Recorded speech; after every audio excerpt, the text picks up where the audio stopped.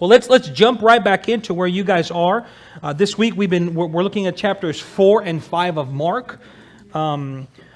Chapters 4 and 5 of Mark, and again, picking back from where we left off last week, that some of the things we want to do in this course is just going to help you read the Bible, help give you tools to better understand what's happening, to give you shortcuts and information on how to take this book called the Bible and read it well and learn how to use it. And we established last week that Mark is one of the four Gospels, and as one of the four Gospels, these are biographical sketches of the life of Jesus Christ, the telling of events and miracles and just activities that revolved around Jesus' ministry in Galilee. I showed you guys a picture last week of where most of Jesus' activities took place north of this body of water. And as you picked up in chapter 4, there's a reference there to the sea. If you picked up in chapter 5, they're crossing the sea back and forth.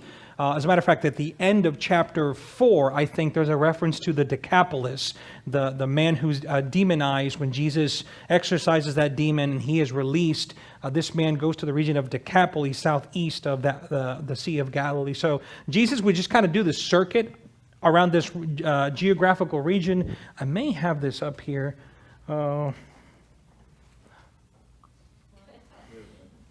So top of Galilee, Sea of Galilee, Jesus would kind of rotate among all those cities, and the Decapolis region, that referenced the southeast of the Sea of Galilee. That's where the demonized man would have gone, spread the news of Christ all throughout that area.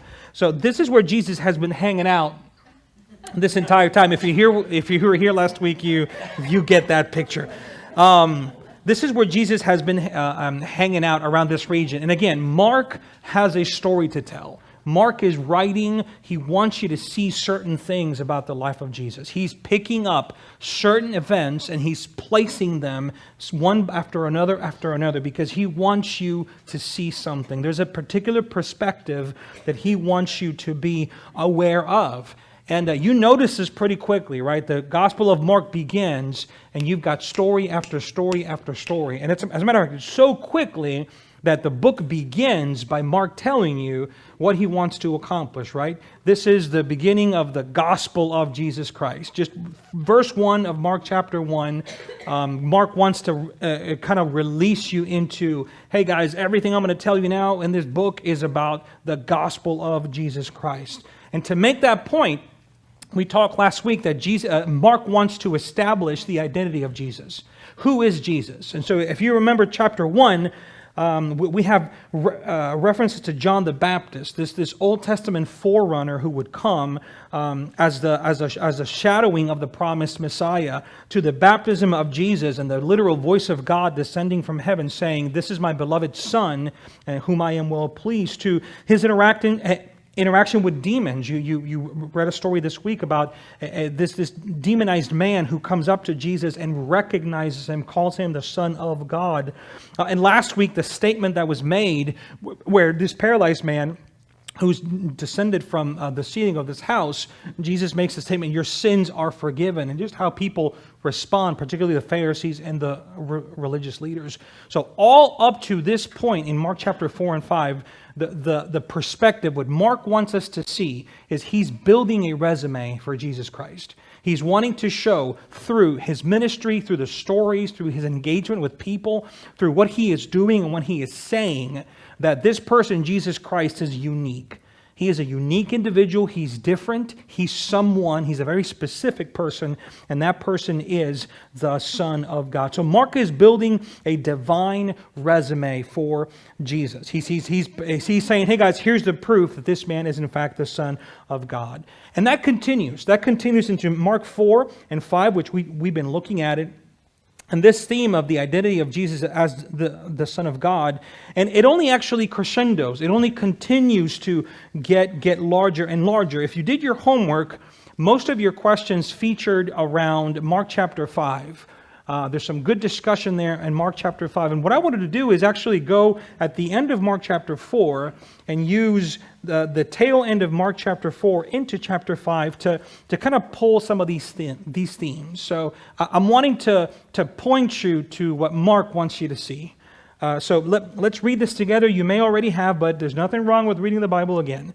Mark chapter 4, verse 35 says, "On that day, when evening had come, he said to them, 'Let's go across to the other side.' And leaving the crowd, they took him with them in the boat, just as he was. And other boats were with him. And a great windstorm arose, and the waves were breaking into the boat, so that the boat was already filling. But he was in the stern, asleep on the cushion. And they woke him and said to him, 'Teacher, do you not care that we are perishing?'" One of my favorite shows on TV for the longest time, I don't watch it anymore, but I really liked it when it came out, a show on Discovery Channel called The Deadliest Catch. And anyone familiar with The Deadliest Catch? So if you're not familiar with the show, I guess it's a documentary of Alaskan king crab fishermen. So these guys who go fish into the Bering Sea, where it's so ridiculously cold, and there's like permanent hurricanes and frigid water, and they're out there for months on end fishing for king crab. And that show, when it came out, it took everyone by storm, no pun intended, because it was just so captivating, just how unbelievably monotonous and boring the job actually is to be an Alaskan crab fisherman, except that basically everything you do could kill you. So at any moment in that boat, something could happen and you're dead. If you fall overboard, you freeze to death. If you don't watch your step, you slip and you break your neck. If you don't watch your head, one of those big pots falls on you and crushes you. Oh, and by the way, if you have a big injury, land is nowhere near, so you're going to bleed out and die. So every possible activity, brushing your teeth that morning, you could die. Right, so naturally, people are just captivated by that show. But the most captivating thing for me was, you get dizzy watching that show. I do not have sea legs. I'm from Central America. I grew up by the coast, but I'm fine on the mountain and on the beach. You get me in a boat, and I want to throw up already. I'm not a sea person. And you watch these guys just go up and down these massive waves where it's raining horizontally, and you look at these guys' faces, and there's no sign of fear. These guys are utterly immune to any sort of what's going to happen to us. They just don't care. They're just nonchalant about it. They're perfectly calm about it. I bring that up because this story presents us with a setting a lot like The Deadliest Catch, where this is a fishing village. People would have, there were boats parked next to Jesus' boat. Did you catch that, right? So this is a marina that gets trafficked in frequently. The disciples would have been fishermen. People are not strangers to that sea. They're not strangers to the storm in that sea. And because they're experienced fishermen, more than likely, when storms arise, they would have had that steel in their spine to just kind of deal with it. If you're from Southeast Louisiana, we've ridden some hurricanes, right? You're kind of used to it, right? And so when they say, do you not care that we are perishing? When they're freaking out, it's because this storm was a storm to be freaked out about, right? So if I'm freaking out about this storm, it's probably not even a storm. It's probably light rain. If they're freaking out, it's probably basketball-sized hail that's falling from.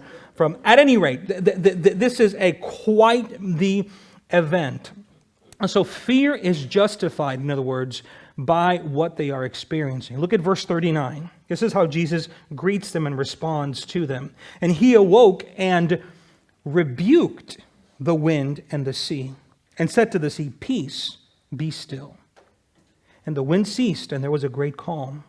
He said to them, "Why are you so afraid? Have you still no faith?"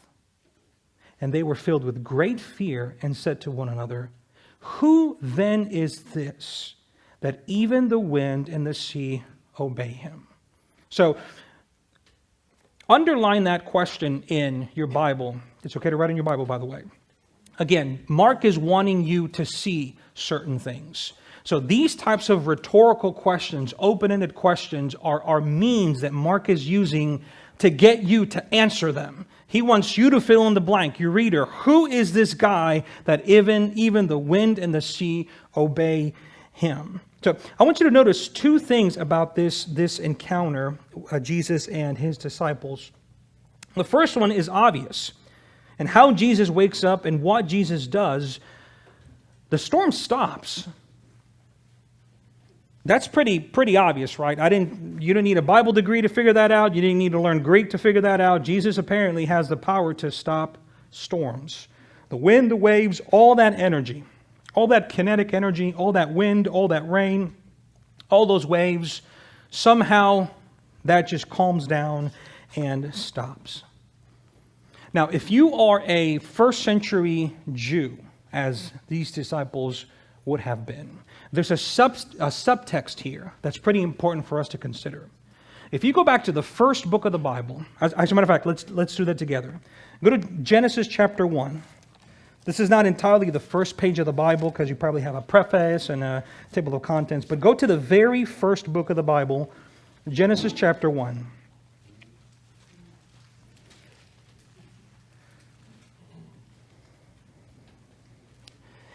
It reads, "In the beginning, God created the heavens and the earth. The earth was without form and void, and darkness was over the face of the deep. And the Spirit of God was hovering over the face of the waters." Verse 3, "And God said, 'Let there be light.' And there was light." And the passage continues, and we are introduced to the story of how the cosmos was created. How God went about creating the material realm. And a pattern emerges. God has a thought, He speaks that thought, and the created and non-created order respond to His voice. Here in the Gospel of Mark, Jesus wakes up from the boat, from sleeping, taking a nap, and He speaks to the wind and the waves. And He says, "Peace be still."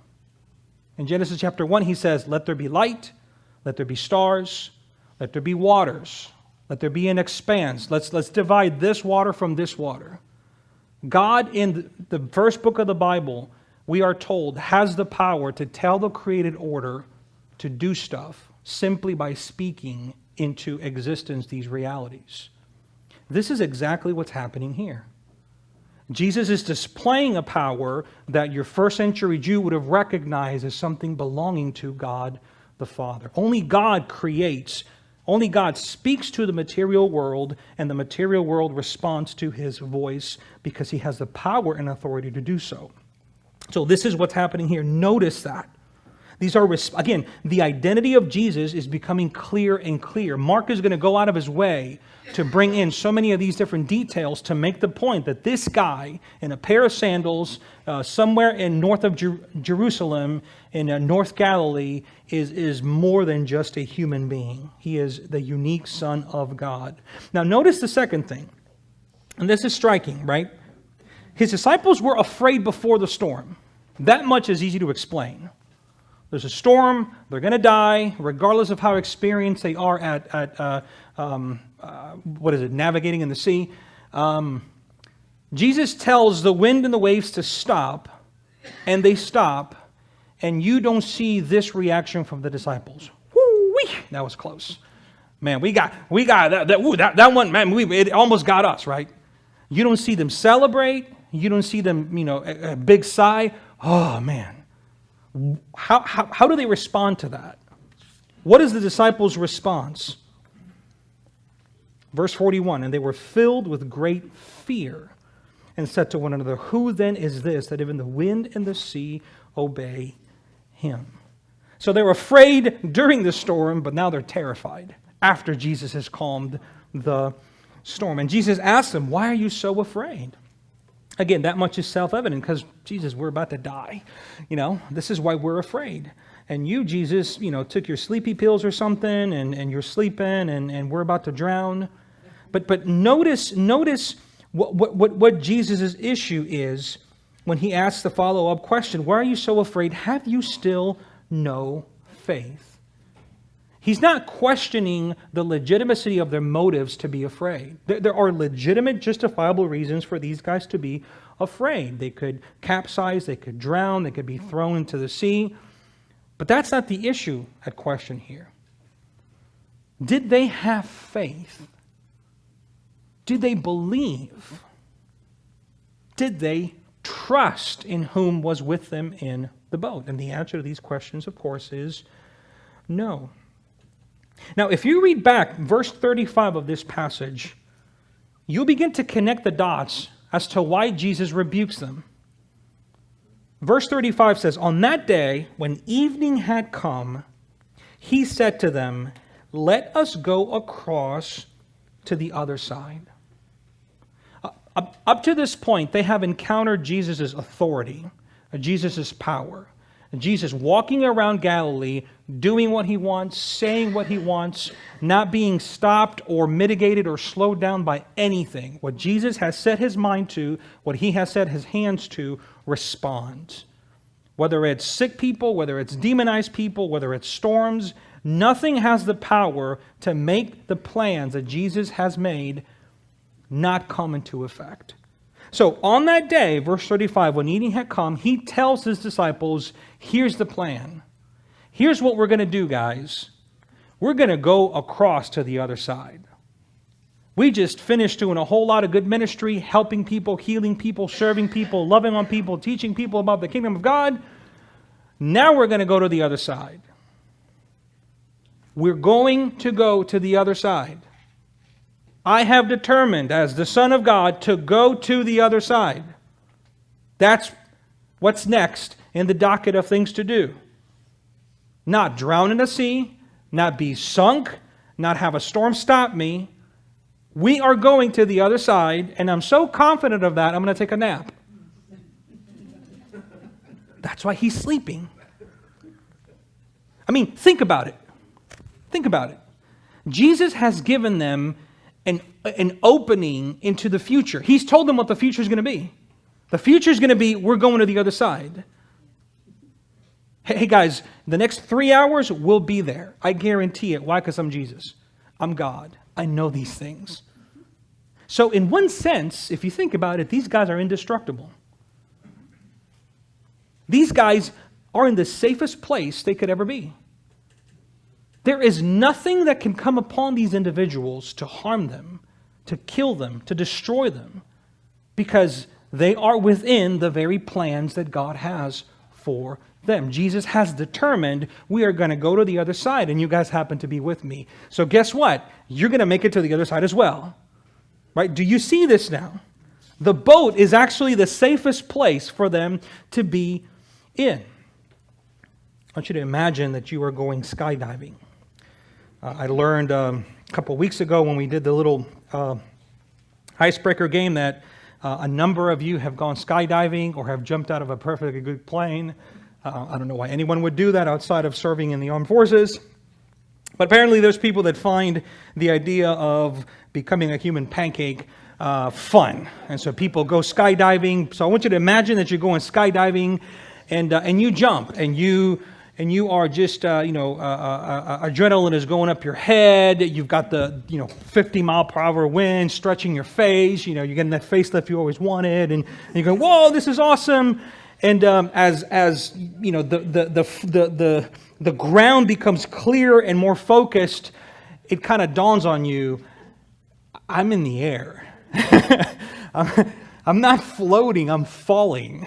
You just kind of have this thought that I don't have wings and I'm rapidly descending to rock. And there's nothing between me and this rock.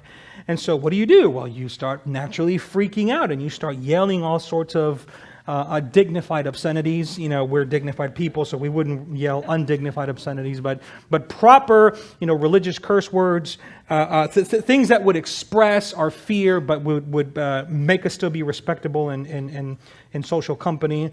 And you start screaming things like, I'm going to die. I'm going to die. Oh no, I'm going to die. This skydiving company I hired is going to kill me. You guys are a threat to human life. How dare you do this? And then in the pit of your despair, you hear a voice. You hear a voice that speaks to you and it says, hey, calm down. I got you. And all of a sudden you're jolted back to some level of comfort and assurance, and you're like, God, is that you? And then you realize, no, you're actually harnessed to a guy who's your skydiving instructor, and he's telling you, hey, listen, it's going to be okay. I got you. You know, your life is in the hand of a professional. You know, he has his office has a sign that says 789 days with no work accidents, right? So he's got a good track record of no accidents in the workplace. But when you land, the instructor's pretty annoyed with you. You know, he's pretty ticked at you because you said all sorts of things that indicted his motives, questioned his humanity, made him appear like he was a bad person, and and he tells you, hey, listen, I get that you're scared, but man, all you had to do was trust me. I got you.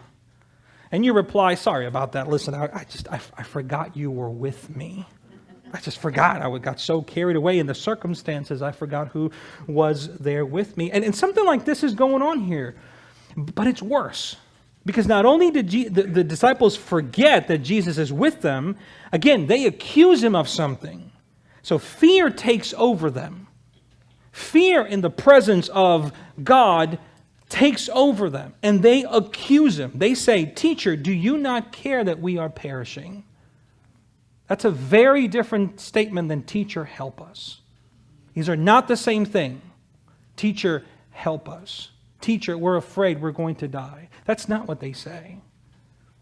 They say, Jesus, you don't care for us, man. Jesus, this was your idea after all, right? You said that we were going to go across the lake, and apparently you just don't know what you're talking about, man. Apparently somehow turning into a man from being God kind of wrecked your divine psyche, and you have some vision of what may happen, but it's kind of clouded, and so you thought this was a good idea, but you didn't consider all the variables because your human computer brain is not as fast as your God computer brain, and so you didn't see this coming, and you kind of made a mistake, forgot to carry the one, and here we are, and we're going to die because you don't care for us. Now, I'm exaggerating to some degree, but I don't think I am. Because I think this is what's happening. They see Jesus, and rather than ask him for help, they indict him for his motives. They find something lacking in him. They use the opportunity to come to him and judge him rather than ask him for help. I mean, after all, up to this point, the disciples have seen Jesus do a whole host of extraordinary things at every turn. And if you were at our table, you probably discussed how caring Jesus was. How he drew himself to those who were less than desirable. So you got this demon-possessed man who lives in the gravesite. The dude probably hasn't showered in forever. Tattered clothes, he stinks. He's not someone to be around with. And there comes Jesus just gladly approaching this guy. Then we read the story about this poor woman who is a social outcast in every possible category, who is in some sense breaking religious laws by approaching a rabbi, a teacher, a dignified person of God in the name of Jesus. I'm going to touch this guy and see if I could get healed. And when she's exposed, when the crowd kind of disperses and you have Jesus and her surrounded by a whole bunch of people, that woman is not stoned. That woman is not condemned. That woman is not yelled at. She is called daughter. She's shown care. She's shown an affection by Jesus. He leans into her. And then the last story that you read in Mark chapter 5, where this little girl dies. Jairus, this dude, shows up and says, teacher, look, I think I know who you are. I have faith in what people have said about you. If you come and you touch my daughter, she'll be saved. And then the news gets to him and, hey, listen, don't bother him anymore. She actually died. Jesus walks up to them, goes to them, dignifies them in such a way that he asks everyone to leave the room. And just the father and the daughter remain. The privacy of intimacy. He dignifies this little girl by sitting at her bedside, grabbing her by the hand and saying, little one, come up. That's the Jesus that they know. That's the Jesus that they've seen. They've seen a caring, loving Jesus. And here they are accusing him of not caring. That's why I think that this is no exaggeration. But here, in the midst of fear and in a moment of panic, they go to Jesus to get an answer rather than to present a need. They go to Jesus demanding an explanation rather than humbly asking for help. And here's where chapter 5 is going to go. Mark is going to contrast this episode of Jesus calming the storm with the episode of what we talked about just now. A man seeking help for his dying daughter, a woman seeking help for an illness, and a little girl who's dying. Notice those contrasts. Notice who the, quote, hero on the story is and who the villain of the story is. In Mark chapter 4, the disciples are made to look bad. The chosen ones, the ones who ought to be the experts because they walk around Jesus. In Mark chapter 5, however, the outcasts are given a new lease on life. They're presented in a way that people can look at them honorably. Mark is trying to get you to see things, that Jesus is not who you think he is, and Jesus is going to do things that you certainly don't expect. There's dignity that Jesus brings to people and where they are in their lot in life. So what's being presented to us is this, that Jesus is making claims about who he is. And the question I would have for you guys, I think the question that's kind of been underneath all of this is, what do you make about these claims? Like, how are these stories landing in y'all's hearts? How are these stories landing in your life? Where are you in this process? We've got 4 stories with 4 sets of characters. We've got disciples, we have a woman, we have Jairus. I guess 3, not 4.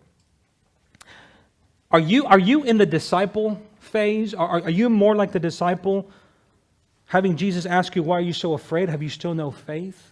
So are you someone who would know a lot about the Bible? Are you someone who would know a lot about religion? Are you someone who's maybe hung around Jesus and his people, but who would be characterized by not having faith? Or are you like this poor woman who if we kind of knew who you were, if we kind of got underneath your story, you'd be embarrassed. You would be a self-proclaimed outcast. However, you've come to Jesus freely, and you have the honor of receiving recognition and accepted because you came to Jesus for help. Or maybe are you like Jairus, a guy who's kind of in between? So here you have a man who thinks Jesus can do something, but he's not so sure. Jesus looks at him and says, "Do not fear, believe." Where are you? Is there this tension, this tension in your life about the things of God? So, week 3 of the Mike Barble Study this week, the question I leave you with is, where are you? And so let's do this. Table leaders, if you see fit, you could continue the conversation back to where you stopped, or you could reinitiate it by asking the following simple question. Just ask the people around the table, where are you? Like, how are you doing with the things of God? Do you see yourself kind of like the disciples, where if just the right storm hits, you'd freak out? Or are you more like that poor woman who just desperately needs Jesus? Or maybe you're like Jairus, that there's this tension where you want to believe, but you also fear. That'd be a wonderful moment for you guys to spend a few minutes talking. So let's do this. Let's take a quick 5 minutes if you need them. Grab coffee and drinks over there, use a restroom, and then let's get back on the table. So 5-minute break if you need it. If not, keep on discussing.